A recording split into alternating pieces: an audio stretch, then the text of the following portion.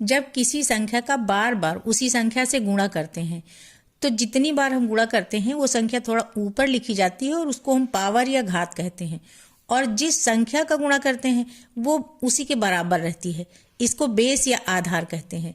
इसको हम पढ़ेंगे 5 की घात 4 या 5 पावर 4। अब इससे संबंधित कुछ नियम होते हैं जिनको जानना बहुत जरूरी होता है।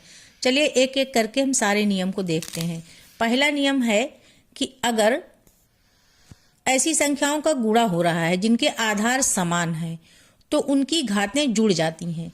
जैसे a का पावर m है, इसको a का पावर n से हम गुणा कर रहे हैं तो ये हो जाता है a का पावर m प्लस n। ऐसा क्यों होता है?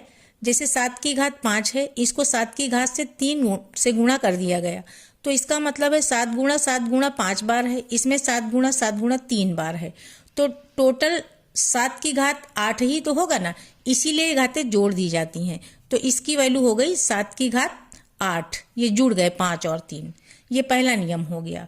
अब अगला नियम जो है वो भाग से संबंधित है।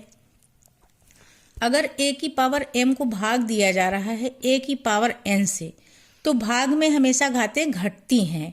घटती क्यों है? जैसे 7 की घात 5 को 7 की घात 3 से भाग दिया गया, ये भाग दिया गया तो ये 3 7 इससे कट जाएंगे तो 7 की घात 2 ही तो बचेगा, इसीलिए भाग में हमेशा घातें घट जाती हैं और इसकी वैल्यू आ गई 7 की घात 2। घातांक का तीसरा नियम घात के ऊपर घात लगाने से संबंधित है।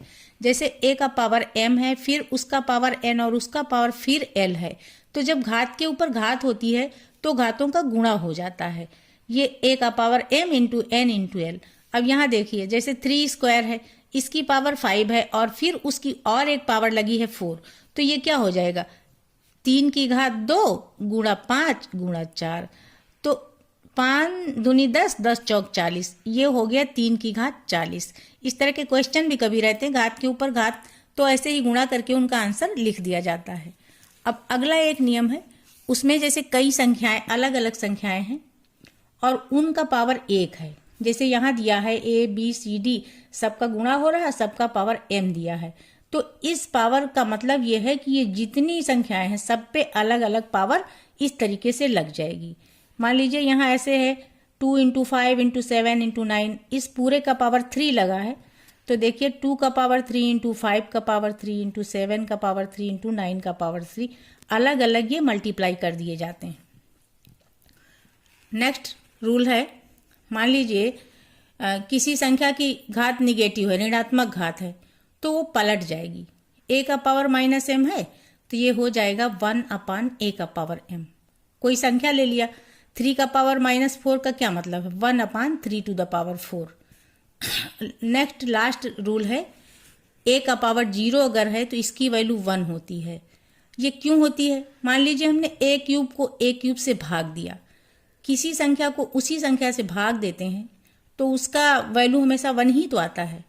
अब भाग देने में घातें घटती है, ये हमने पहले सीख लिया है, तो a का पावर 3 माइनस 3 हो गया, तो इसका क्या मतलब है a का पावर 0 हो गया। और ये 1 क्यों होता है? क्योंकि उसी संख्या को उसी से भाग दिया गया है, इसीलिए इसकी वैल्यू 1 होती है। अब 5 क्यूब को 5 क्यूब से भाग दे रहे हैं तो क्या आ जाएगा 5 का पावर 0 और इसकी वैल्यू हो गई 1। हमेशा किसी भी संख्या की पावर अगर 0 होती है तो उसकी वैल्यू 1 आती है। ये बहुत ही इंपॉर्टेंट घातांक के रूल हैं, इन्हीं की सहायता से काफ़ी सारे क्वेश्चन सॉल्व होते हैं। आज के लिए इतना ही था।